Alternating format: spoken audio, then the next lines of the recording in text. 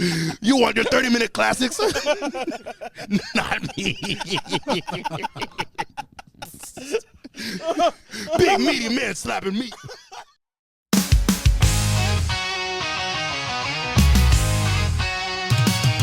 Kicking off the heat, yeah, it's time to go. Slapping me, wrestling, stealing the show. Tuesdays, Fridays, we bring it on air. Step into the ring if you're ready to care. Oh, let's talk power, let's talk speed. Hosted by the one and only elitePatriots. Turn it up loud, feel the power in your seat. This is slapping me, yeah, slapping me. What is up, everybody? It is your boy elitePatriots, and we are back with another episode of the Slapping Meat Wrestling Podcast. And this episode is going to be a little bit more question and answer heavy. Not a lot of wrestling stuff to talk about, to be honest with you. We're going to dive into Week 5 NFL stuff, predict Week 6, and then we got some interesting questions. So. In the Discord. So we're going to do some of the promotional stuff first. Join the Real Wrestling Community Discord at the link in the description, as well as 20% off clear protein powder, sugar-free, lactose-free. Tastes pretty good, and they're 2 flavors. That 20% off link is in the description. That's clearprotein.com/discount forward /slapping meat. But what we're going to do, again, like I said, not a lot of wrestling news to discuss. I guess the big breaking thing is Santos Escobar's contract ends tonight. Is that big? I don't know. We'll see. We will see how that goes. What I really want to break down is Week 5 of the NFL. In my recap, I got 2 questions.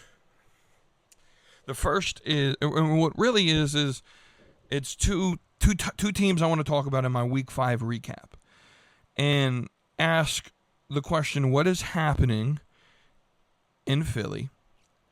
And then I want to discuss Buffalo. So the last 2 undefeated teams lost on Sunday.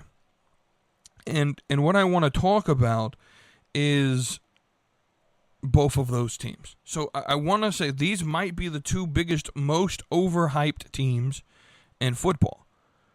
Now, I predicted that, right? I predicted Washington would win the NFC East. I predicted that New England would compete for the NFC, or excuse me, I got them messed up. That Washington would win the NFC East and New England would compete for the AFC East, right? I predicted that in my recap. If you go to the YouTube page, when I did the Slapping Me Gridiron podcast, as it was known, I never deleted the episodes off of YouTube. They're not on Spotify or anything, but go and take a look at those, and that's at the elitePatriots YouTube page. I can put the link in the description for as well to go subscribe there, on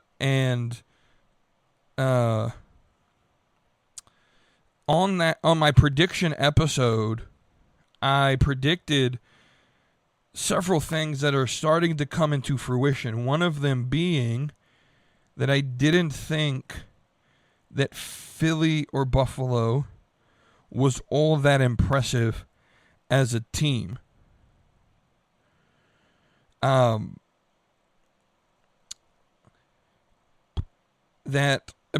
more specifically, I thought Philly really lacked it defensively.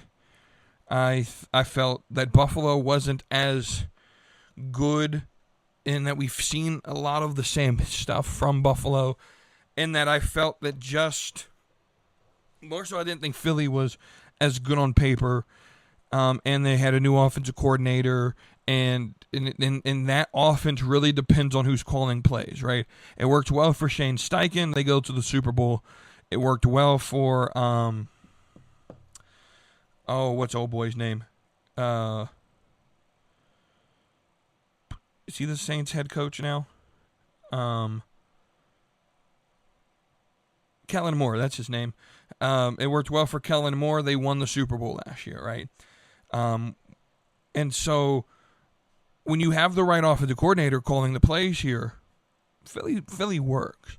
This new guy, not really working out. You got some kinks. Now, with that being said, I don't think it's the end of the world for Philly.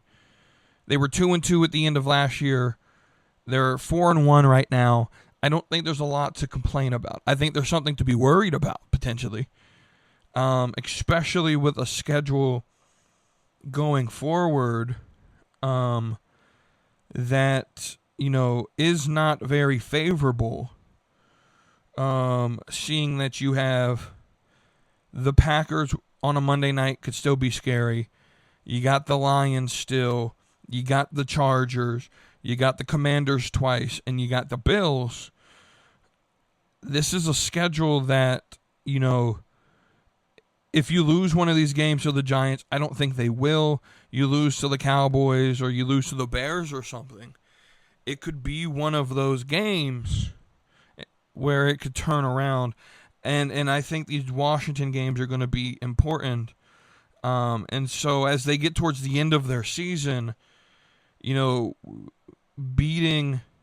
the Chiefs were big. Beating the Rams were big. Beating the Buccaneers were big, right? Those were 3 of their games that I thought that they might lose one of those. I don't remember what I put as far as would they beat or lose to the Broncos in my preseason prediction. But I'm not surprised that the Broncos played well. Now, when it comes to Buffalo, their team didn't seem any more improved than they were the previous 3 or 4 seasons. They lean far too much on Josh Allen, and teams are starting to play defense around that. I don't think they have any necessarily good weapons. I mean, Keon Coleman's okay. Shakur's okay. James Cook is a really good running back. I just think that as a team, they are highly overrated. They're not near the elite level team that Bills fans will convince you on social media that they are. With that being said, now is going to be the opportunity to take us to Patriot Corner. And here's, I said last week the Patriots should be 4-0. And I really meant that. And we got lucky with this win. And what I mean by lucky is we did not play like a team that should have won this game. Multiple fumbles. Luckily, we only lost one of them.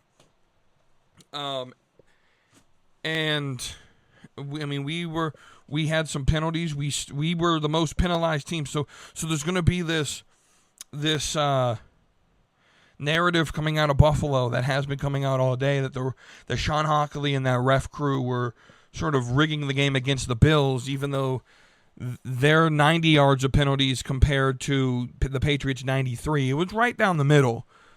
And so I will say this. If we continue to play undisciplined football, this hype that Patriot fans are feeling right now will come to reality when we start losing some of the more harder games on the schedule, like the Tampa Bay Buccaneers, or when we play the Bills again, or when we play the Ravens and they're healthy at the end of the season. With that being so what I mean by that is our catchphrase of this season right now has been penalties and turnovers. We clean that up. I don't think it's far out of the realm of possibility that the Patriots, if they clean up the penalties and the turnovers, playing the way they played last night, without the penalties, without the turnovers, though, we go through the Saints, we go through the Titans, we get through the Browns, we get through the Falcons, we could potentially beat the Buccaneers, we beat the Jets, could potentially beat the Bengals, could beat the Giants, right? Then we go on bye week. So I think if we clean up the turnovers and the penalties, and we play more balanced, good football with the team we have right now, with the 8 games remaining heading into the bye week, I think we could possibly go anywhere from 6 to 8 wins in the 8 games before the bye week. And at worst will be 6 wins. Because I think we win the next 4 against the Saints, the Titans, the Browns, and the Falcons. So there's 4. I think we beat I think we lose to the Buccaneers. I think we beat the Jets. I think we beat the Bengals. That's 6 wins. And I think I think it's going to be tough. Primetime Monday Night Football against a very tough Giants defense. They could beat us. And that would put us at 6-2 over the next 8 weeks. But I expect to beat the Giants. I think we go 7-1 over the next 8 weeks, which leads us into the final 4 games, being the Bills, the Ravens, the Jets, and the Dolphins, where let's just assume the Bills come out and beat us and the Ravens beat us. If we're 7-1 in the next 8 going into the bye, that'll put us at 10-3 going into the bye. Coming out of the bye, let's say we go 500, and we go 2-2 in that time. That'll put us at 12-5, and that's where I predicted us to be anyway. And so, as we enter Patriots Corner, I said these first 5 weeks would be the most important of the season, because it determines how we can play the middle 8 games of the season. Because I thought the middle 8 games were very favorable to us. Now, you look at this, I'm going to give the Raiders their win. They outplayed us that game. And so we probably should have lost that game. We just didn't play like a team that could win football games. And that one really wasn't a turnover thing. That was more penalties. But then it comes to the Dolphins. Drake May plays the best game up to that point in his career, and we win the game. But it was close, and it required some special teams effort, right? We go and we play the Steelers, and we have turnover issue after turnover issue. We're talking 5 turnovers that game. That's a game that the Patriots should have won, right? We gave that game away because we played sloppy football. Wasn't a referee thing. It was Patriots did not deserve to win that game, but we should have won if we played clean football. We come out the week after that and blow out the Panthers, right? But this was a Panthers team coming off of a shutout victory against the Falcons. They were coming in hot. This was Drake May's best game up to date until Sunday Night Football last night, where he plays his best game he's ever played in his pro career. And Drake May wins the football game without throwing a single touchdown. And while the team was sloppy in penalties, 93 yards of penalties, and turned over the ball. It wasn't the best game, right? So when you get the excuse from the Bills, well, we played one good quarter of football and that's it. Well, so did the Patriots, right? The Patriots weren't like perfect football last night. And so that excuse doesn't work, right? The excuse of, oh, well, if the Bills played good football, you know what? The Patriots didn't play their best football either. But they played the best when they had to play the best, right? And so I've always, my belief was, and has been since the schedule's been released, these first 5 games set the key. I thought if we could come out of it 3-2 like we are, or better, that it really sets us up going into the bye week to have at least 10 wins at the end of the season. And I really, at the way I'm looking at it right now, I think the worst the Patriots will go is 12 wins, 12-5. I think that's the worst the Patriots will go with 12 games remaining. I think we go 9-3. I think we lose, at worst, we lose to the Buccaneers in 5 weeks. In 5 weeks, we lose to the Buccaneers. And then I don't think we lose another game to maybe after the bye week playing the Bills. And then the Ravens, I think, could beat us as well. But I don't think we lose to the Jets either time. I think we beat the Dolphins the last week of the season. I do think we could beat the Giants. I think we beat the Jets, the Falcons, the Browns, the Titans, and the Saints.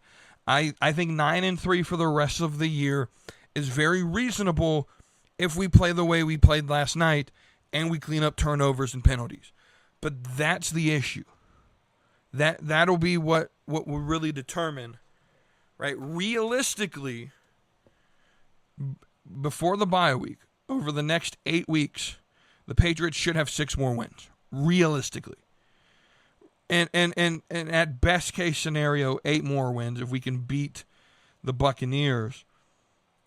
But the Buccaneers and the Giants are the 2 games of the next 8 weeks before the bye week that I'm skeptical of us losing. Every other game I think we could win. With that being said, we're going to jump towards who I think are the 5 best teams in week 5 of the football season. I'm recording this early. I'm recording this on a Monday night because NXT and AEW are battling tomorrow night, and so I want to give NXT a live viewer to help them win that war. So I'm recording this on Monday night. So we're not including the Chiefs or the Jaguars in this, but the way it looks like, I didn't think that either of the teams would play all that well. They're just starting the second quarter as I'm recording this, and it's a 7-0 ball game, and not much is going on right now. And so that's kind of how I expected it to go. With that being said, we're going to start with number 5 being the Carolina Panthers. They were down, 20-7 going into the fourth quarter. This team has some resiliency. Now, I know there were a lot of other teams who did this. The Broncos did it. But here's the thing. The Broncos did it with a much better team than the Panthers had. The Panthers also had to come back from farther down, and I think the reason a lot of people think that the Broncos' comeback was better than it was because they played the Eagles, the defending champions. But again, go back to the beginning of the episode, I don't think the Eagles are fairly rated because they're not as good as they used to be last year. There's a big difference in the teams, right? So I don't think what the Broncos did was better than what the Panthers did. Now, I understand there were other teams who made comeback victories last week. I know the Cardinals lost because the Titans did a comeback. Not that impressive, right? I just don't think that it's that impressive of a comeback. What I saw the Panthers did in the amount of time they did it with, I think, a team that really isn't supposed to be all that good. This is a team that doesn't have a lot of talent right now. And the Panthers showed resiliency, and they came back and they beat the Dolphins. And so I'm going to put the Panthers on the list. The Texans are going to be number 4. The Houston Texans, I think, are making their debut on the list here. They may have been on last week as well. I don't remember. I thought the Texans coming in and blowing out the Ravens was a fantastic team effort, regardless of the fact that Cooper Rush was the quarterback and the defense was hurt. I could care less about that, right? Cooper Rush has played football before. He's started in the league before. He's won football games in this league before. And so I don't think that that's a fair excuse when the Houston Texans aren't that good of a football team to begin with. Right? I mean, you had Nick Chubb have 61 rushing yards, so he didn't really do all that much. C.J. Stroud went off, and that needs to be talked about. He went off, right? And so I think we have to praise the Texans. They played really, really solid football. And what this says to me, the Ravens at this point, I don't know how long Lamar's out and how long Kyle Hamilton's out and some of the bigger stars on the team. But they have the Rams this week. They could lose. They have the Bears next week. They could lose that. At that point, they would be 1-6. I think if the Ravens lose one more game, I think their chances of making the playoffs are slim to none at this point. Unless, because they've only played one division game so far, and that was against the Browns, so they're 1-0 in their division. So they have 5 other division games to end the season between November to the end of the year, if they can win those 5 games and win the division, then they can get into the playoffs. But I don't know if they can sweep the Bengals the way they're playing now. I don't know how long the injuries are going to play out for. Right, is the point that I'm trying to make. But they're one of those teams that I think 1 or 2 losses in the division at this rate cost them a chance in the playoffs. Right, I know there were other teams that made some comebacks. The Buccaneers Seahawks played good football, but neither defense showed up. I don't think that they all played the best football. Right, so we're going to number 3, and that's going to be the Dallas Cowboys. The Dallas Cowboys will make their debut on the Deep 5 list at number 3 this week, coming off an embarrassing tie, playing very good football this season. They almost beat the Eagles. They, struggled against the Giants and the Bears. Did get a win against the Giants. Struggled against the Packers where they tied. I think they played their best game of football this week. Now, I get it. It's the Jets. But they're still pro athletes. And the Jets aren't some chumps. If you look at the Jets, I know they're 0-5. Right? I know they're 0-5. But look at their margin of loss. Right? They start the season. They lose by 2 to a decent Steelers team. Right? Sure. The next week they get blown out by the Bills. Right? But then they come back and they lose by 2 to the Buccaneers. Then they lose by 6 to the Dolphins, right? So coming into this week, they were 0-4 with truly only 1 loss where they played really bad. The other 3 losses were by a combined 10 points until you get to this loss where they lost by 12, right? And so the Jets aren't a bad football team. They're just not able to put it together for a full 60 minutes. And I think that's going to take some time to rebuild from how bad they are. But the Jets are a decent football team. Right? But Dallas played their best football game all year long on Sunday. Dak dismantled that team. Showed why he's the number 1 quarterback in the league as far as stats tell us right now.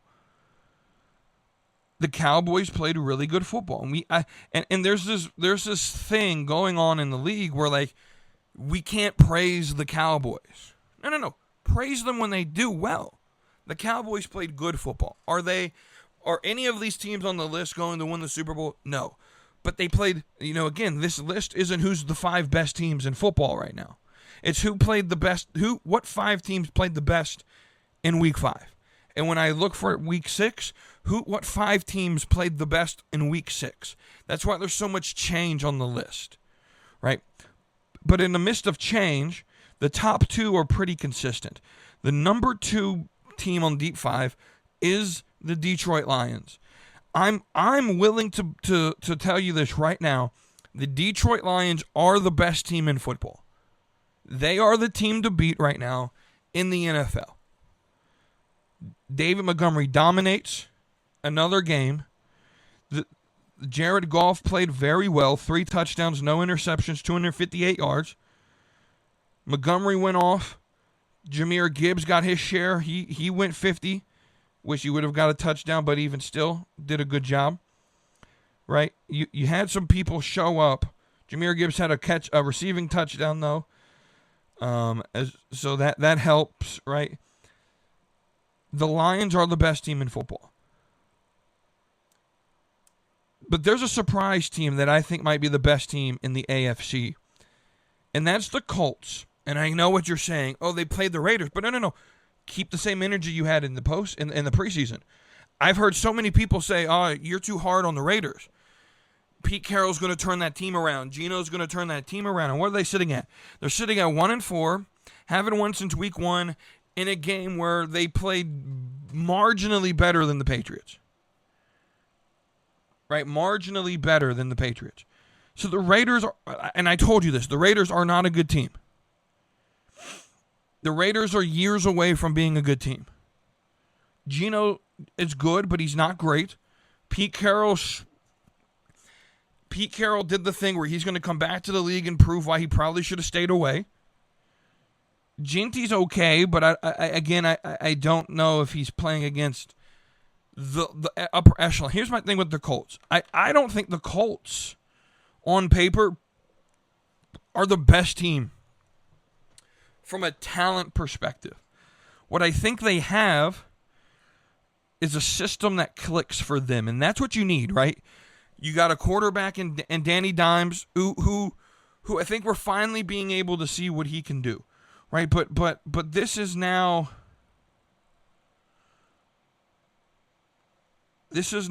3 weeks where you score over 30 points out of the 5, right? Your loss to the Rams was a bad game. Let's just be honest, right?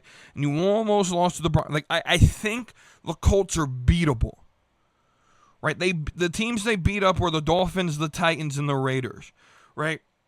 I don't expect them to do that to a team like the Chiefs, right? I don't expect them when they go to LA to play the Chargers for the Colts to beat up on the Chargers. I don't expect them to go in to Pittsburgh and beat up on the Steelers. I don't expect them to go into Kansas City and beat up on the Chiefs. But I think this team is very, very good at this point in the season. And I think that's all I'm looking for on this list is who's playing the best football that week. And the Colts being on this list multiple weeks, I did not see that coming at all. With that being said, we are going to predict Week 6 football games. I'm hoping, being that Week 5 isn't over yet, that Week 6 is open for me to predict, and it is. So we start with Thursday Night Football, going to MetLife for the Giants to host the Philadelphia Eagles on a Thursday night. And I hate to do this, but I'm going the Giants. And I think the Giants, they have a... Here's the thing. The Eagles front 5 right now, the offensive line for the Eagles, banged up, injured, not great at all. The Giants' pass rush is pretty scary. And I think they can get to Jalen Hurts, right? And it depends on the offensive scheme. Are they going to plan to get A.J. Brown the ball? And all that, right? Are they going to let Saquon run for more than one time in the second half of this game? Are they going to let Saquon, he's your best player in offense, let him run the ball? I'm picking the Giants. Denver and the Jets, this is a international game. I don't know where. It doesn't matter. The Broncos are winning. Arizona and Indianapolis, I'm picking the Colts. The Chargers travel to Miami, and they're going to win. The Patriots go to New Orleans to play the Saints, and I think they will win. The Browns play Pittsburgh. And I think the Steelers will win this. I think it's going to be close, but I think the Steelers will win. Dallas comes into Carolina. I love this Panther team. I know I just praised the Cowboys, but I'm looking upset city here. I think the Panthers can beat the Cowboys. Jacksonville hosts Seattle. I think Seattle wins. Baltimore versus the Rams. I do think the Rams win, almost effectively making the Raiders on the bubble to make the playoffs. Titans versus the Raiders. I'm going Oakland or Vegas, excuse me. I'm going to go Vegas to beat the Titans here. Green Bay hosting Cincinnati. I'll pick the Packers. 49ers at Tampa Bay in the afternoon game slot here. I'm going Tampa. I am. Detroit playing Kansas City. This is going to be fun in Kansas City. I'm going to pick Detroit. And then Monday Night Football, we got 2 games again this week where we have, starting at 7:15 Eastern, the Bills playing the Falcons. In Atlanta, we're going to go with the Bills to win that one. And then we have Chicago playing the Commanders at 8:15 on Monday, where I will pick the Commanders. And so that is the football section of this pod. This section went a little bit longer than I actually thought it would go. So what we're going to do is we're going to transition into our... I went in the Discord, so join the Discord, you'll see these things, and I said, ask me any question. Nothing off limits. I'm going to spend a lot of time on these questions. That's what I want to do. There's not a lot to talk about, right? And so people submitted questions, and we will answer them. Let me pull up these questions, though. Make sure I have them. Here we go. So we got some serious questions. We got some not so serious questions. It's how I like it, right? So we're going to start with the first question being one from my brother, from Junkyard James. And this one, I typically wouldn't have talked about this, but he asked, how does it feel to be a Patriot fan celebrating your Super Bowl in Week 5? I'm not putting the rest of his because he complained about the refs. And I've talked about that. It's sad to complain about the refs in this day and age. If you go back to the episode I did on Is the NFL Rigged, understand, NFL is an entertainment special, right? They're not promising you a fair game, so you can't really argue in court that the games were rigged. Those arguments don't hold. But to answer his question, how does it feel to be a Patriots fan celebrating your Super Bowl in Week 5? This question, this line of logic would work better if 2 things did not exist, right? It's really hard to ask this question being a franchise that has 0 Super Bowls who lost 4 in a row, and asking that of a franchise that has 6 Super Bowl victories and have been to 11 of the last 25 Super Bowls.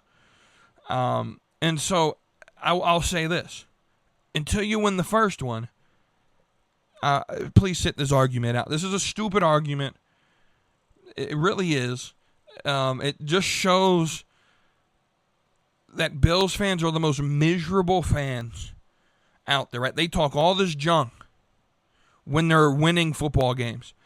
But the second that the Bills lose, it's the refs' fault.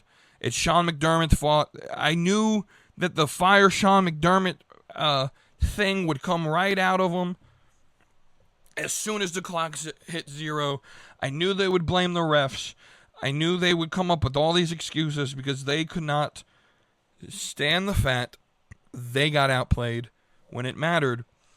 And so we'll move on from that silly question to the real questions for the podcast. So B-Master asked, Javon Evans, the young OG, and Zaria and Soruka. He calls them Zolruka.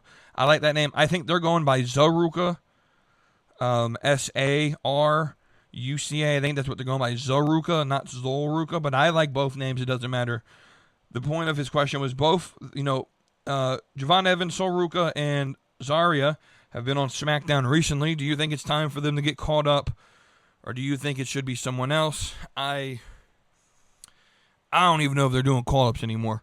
Can I be honest with you? I don't think there's space.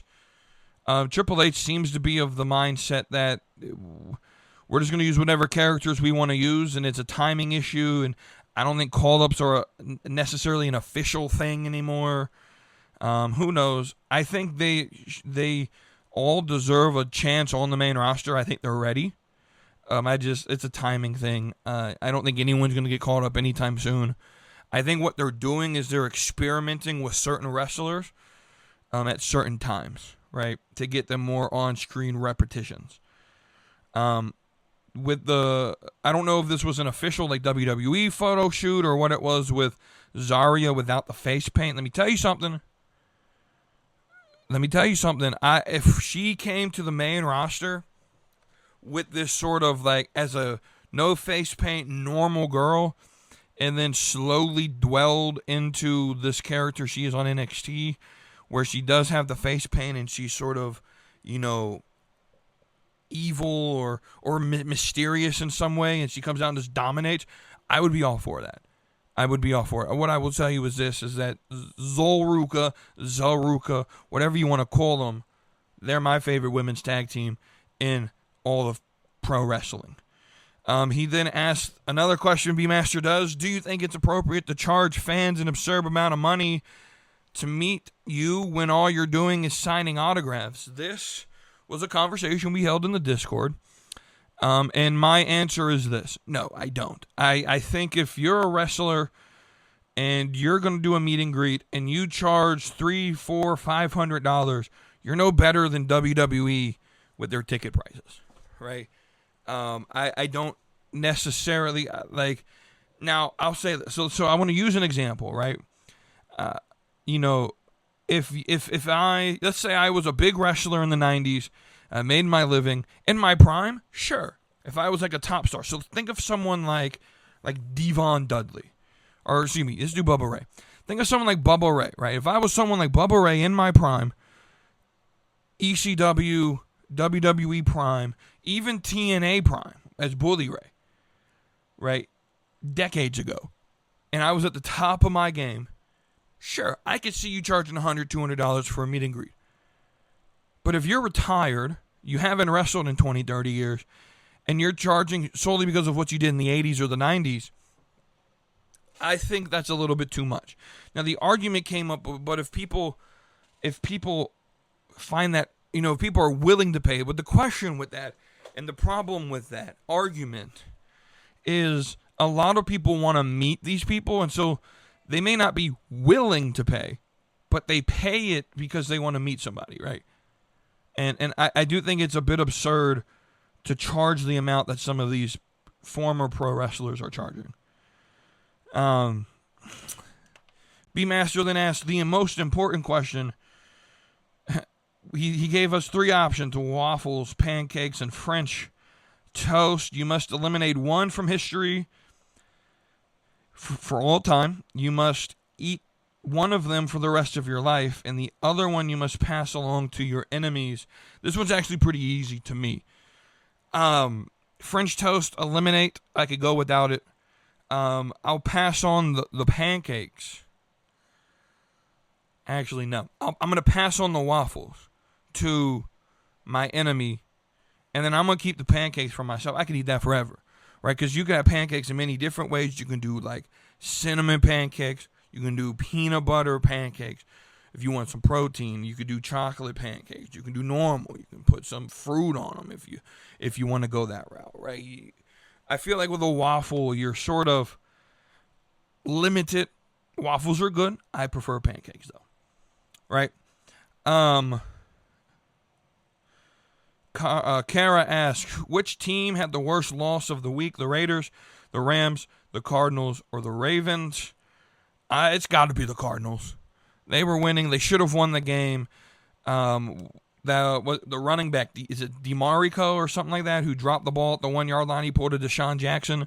Stupid. I don't understand why these players drop the ball before they, I'm not letting go of the football until the ref takes it from me if I'm playing football, right? I don't understand why they try to showboat by dropping the ball. At least get to the back, the back end zone line to make sure you have scored before you even. I don't get it. It has to be the Cardinals, right? Now this is where that gets interesting. Right? These last 3 questions is where Kara gets interesting, and this is where we'll end this episode. The first one is, if you could learn one truth about the universe, but it would shatter your current worldview, would you still want to know that truth? This is an interesting question, right? And it's interesting because a lot of people I truly would think would say no. Because a lot of people are comfortable in their worldview. But this question to me is interesting in that it it taps into some deep conflicting aspects of the human nature. It taps into curiosity. It taps into fear. It taps into like the limit of human understanding, right? What it really does is it's really not about the knowledge. It's about the cost of knowledge, right? So it's alluring to learn this ultimate truth because there's an allure for this ultimate truth, right? That humans, as human beings, we are naturally curious.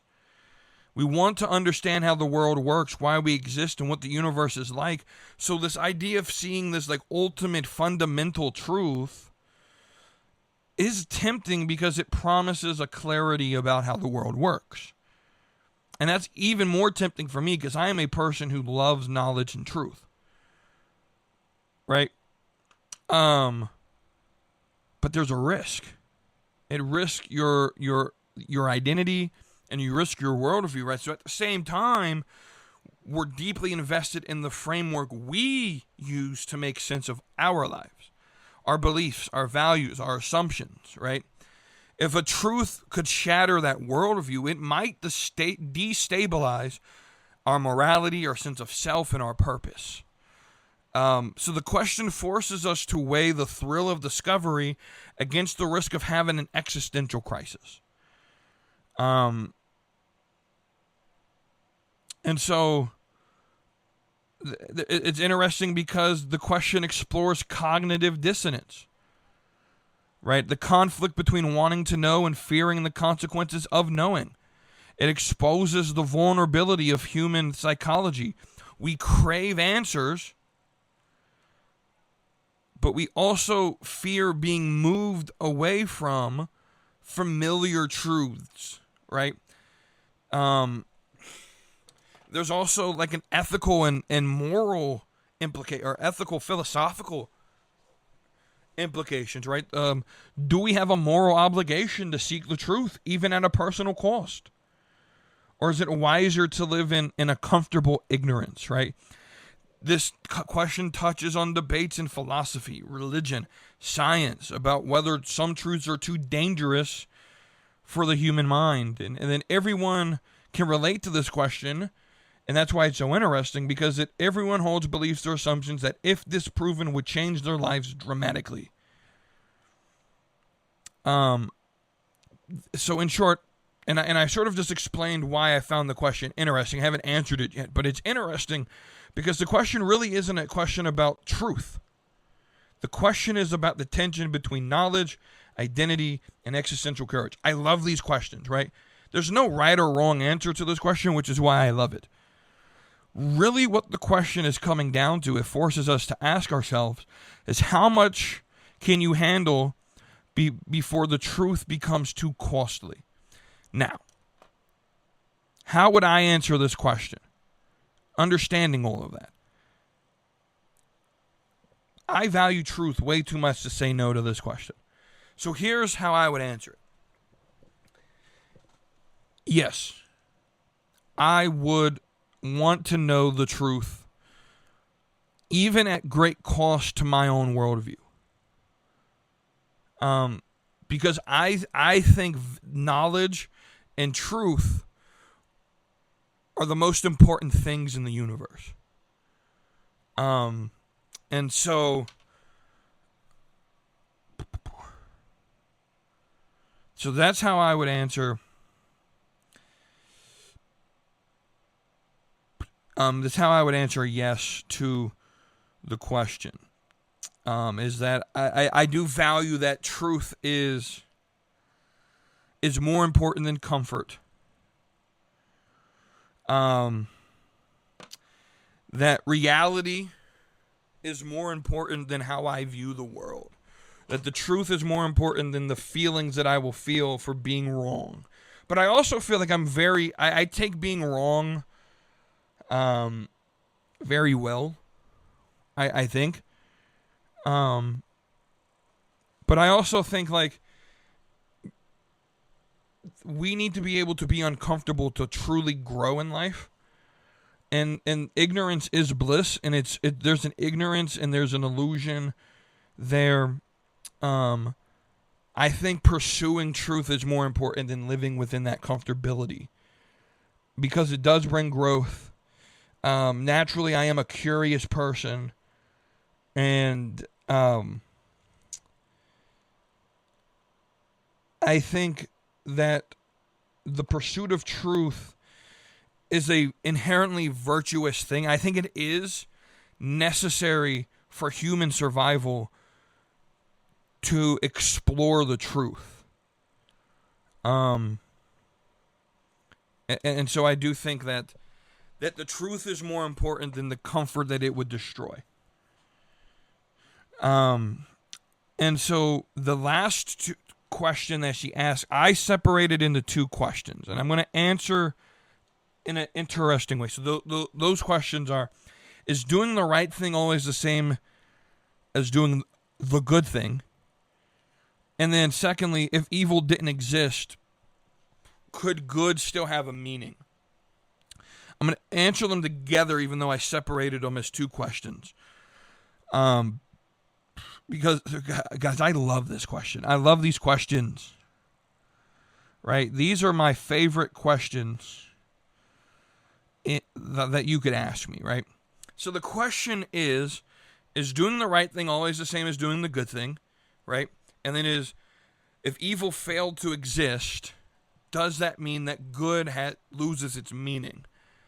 And so here's how I'm going to answer, right? So I think the key to remember in this is that the idea of right and the idea of good are not human ideas.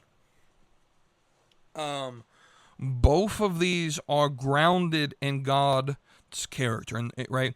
And so coming from my worldview, we mentioned in the last question of Christian conservative, right, that the idea of right and the idea of good are essential attributes of the God of Christianity. God is good, right? And so there's this idea philosophically within theology of what is known as the simplicity of God. Not that God isn't complex, but that God isn't made up, or God isn't made good. He is the essence of good, right? So the simplicity of God is a theological concept that, despite the term simple, it doesn't mean that God is basic or unsophisticated. Rather, the idea is that God is not made up of parts, components, or separate attributes, but he is wholly unified and indivisible. Everything about God, his power, his wisdom, his goodness, his holiness, is fully and perfectly God. So here's how the simplicity of God breaks down. First off, there's no parts or composition. So unlike humans or created beings, God is not composed of matter, mind, soul, or any combination of elements. He is wholly himself without division.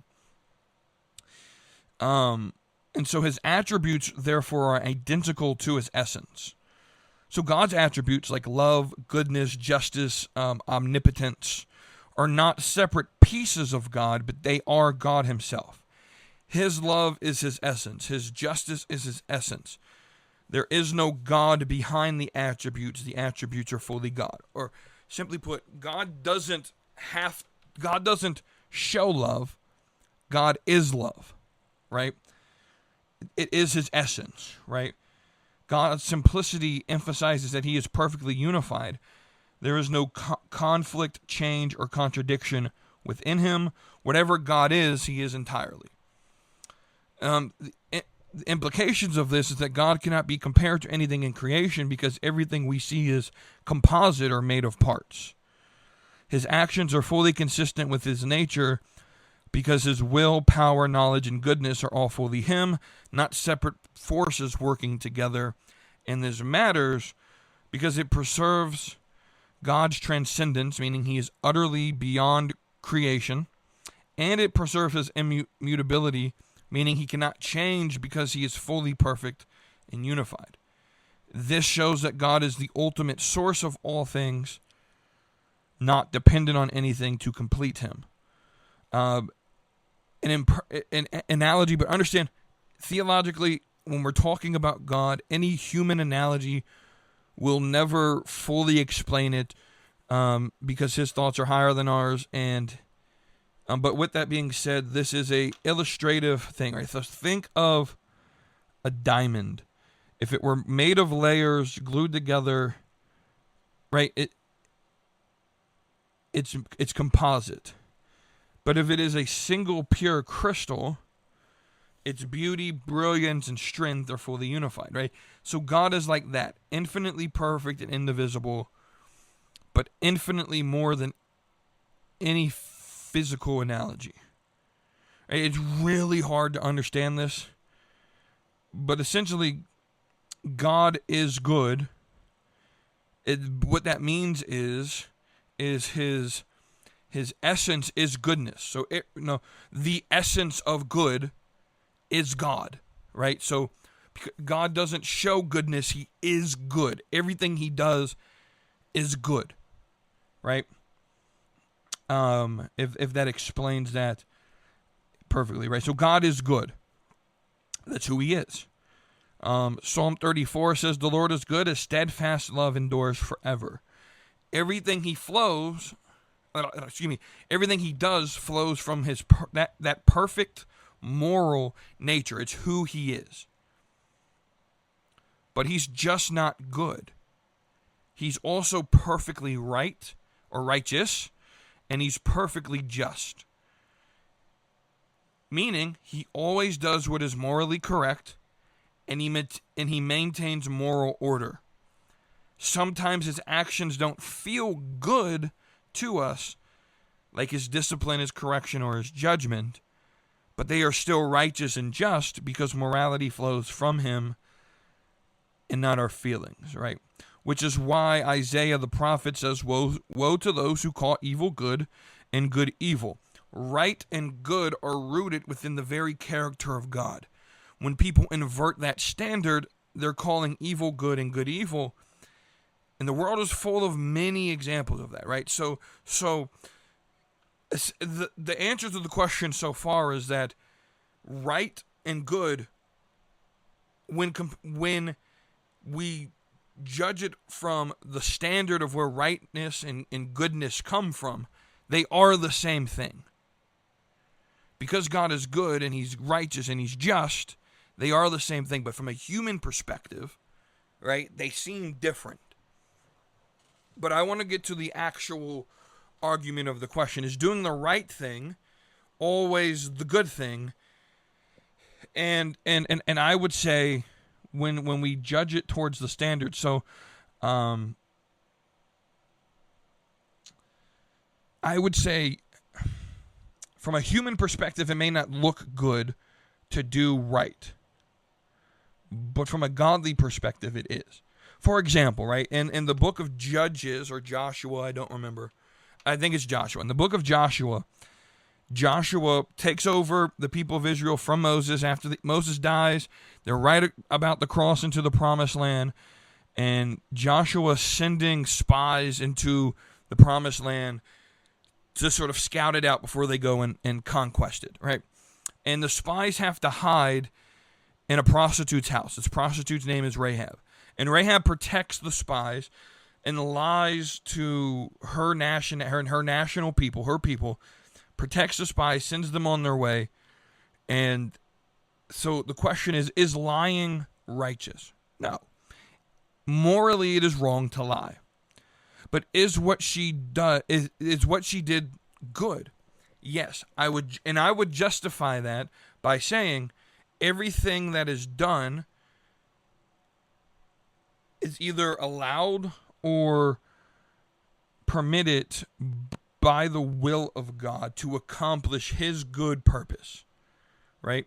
So everything that happens in the world works out for good, right? And another example would be Joseph, right? In the book of Genesis, at the end, his brothers sell him into slavery into Egypt. He then becomes like second or third in command. And he says at the end of the letter or the book of Genesis, what you intended for evil, God intended for good, right? And so it may not be the moral thing to do, but God intends it for good. And he uses evil people to accomplish his purpose. And here's the just reason for that. He can only use evil people because everyone is evil. And we're going to talk about evil. Right? So where does evil come from? Evil didn't exist in creation. It's not a created thing. Right? It entered through what we call the fall. When Adam rebelled in Genesis 3, evil is the absence of God. I might confuse some of y'all here, right? Evil doesn't exist, and it's not an actual thing. What evil is the absence of God, in the same way that darkness does not exist. The idea of darkness, like darkness is not a created thing. It doesn't exist in nature. Darkness is the absence of light. You can't create darkness, right? Cold, the idea of cold does not exist. It is the absence of heat. You can't create cold. You create heat, and when you remove heat, you then have cold as a philosophical idea, but it really doesn't exist, right? It's not a substance, but a lack. Every act of sin or rebellion is just creatures turning away from the source of goodness, right? So evil, or what we would maybe call sin in the Christian worldview, is really just the absence of good or the absence of God. So here's the hard truth. It doesn't matter how good you try to be or how good you think you are. All of our good, all of our best efforts, this is how the Bible describes it in Isaiah 64. The Bible says filthy rags. Now I want you to understand what is being said here. The idea is a woman's menstrual rag, right? Bloody, dirty, menstruation and the fluids. That is what the analogy is in the book of Isaiah there. That our goodness in comparison to the standard of measurement being God is menstrual rags. Our righteousness is filthiness in comparison to the standard we should be judging by, which is God. That's humbling, is it? Isn't it? Absolutely it is. But don't despair. That should lead us not to despair, but to desperately understand that we need grace. So that's the bad news. The good news, and I love this question because this is where I was going to turn it. This is how it has to be answered. Here's the good news. God didn't leave us in darkness. He didn't leave us in chaos. In Jewish circles, the idea of darkness is the idea of chaos, right? Chaos is the absence of order. Chaos really doesn't exist. It's the absence of order, right? And God is a God of order. We see that in Genesis where he says, God, in the beginning, God created the heavens and the earth. We see in Genesis 1 verse 2 that the Spirit of God was hovering over the waters and it was formless and void. The idea here is that it was chaotic. It was a wasteland of chaos. The surface of the waters. In Jewish writing, the idea of waters or the sea meant chaos. It's where the sea monsters lived, right? And so it represented chaos. And God then in verse 3, then God said, let there be light. And there was light.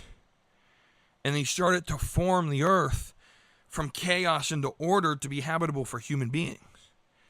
Right? I think there's a spiritual meaning there. He took what was chaotic and made it something that was in order. God is a God of order. the Christian God is, right? So God didn't leave us in this chaos, in this darkness. He entered the world. John 1 says he dwelled among us, the idea being he tabernacled, he made a tent and lived with us. The good, righteous, just God who, because of the bad news, because we are in rebellion against him and we rebelled, and the punishment for that should have been death, right? He said, if you eat of this tree, you will die. But instead, he offered grace and said, if you accept the grace as a free gift, you will have eternal life. You have access to the tree of life again. Right? But if you deny the free gift, then you will ultimately pay the consequence of your rebellion, which is death. Right? And it doesn't matter how good you are or try to be, you're never good enough. But God himself tabernacled, dwelt, tented with us in the world, perfectly lived out goodness, righteousness, and justice. And through his life, his death, and his resurrection offers reconciliation. Not just a moral example, but his very presence.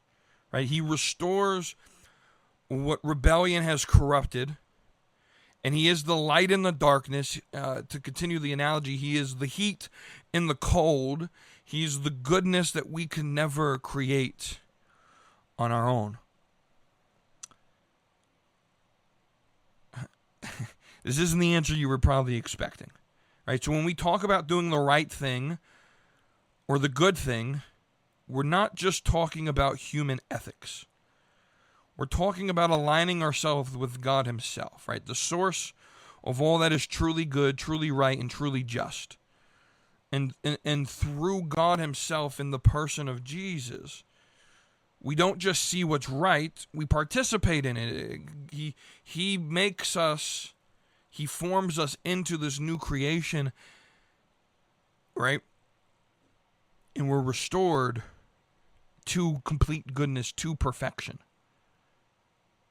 And we're given the grace to walk in it.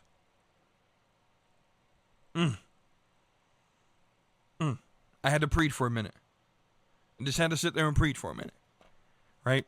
This didn't answer the question one bit, did it? No. Is doing the right thing always the good thing? It depends on your standard of righteousness and goodness.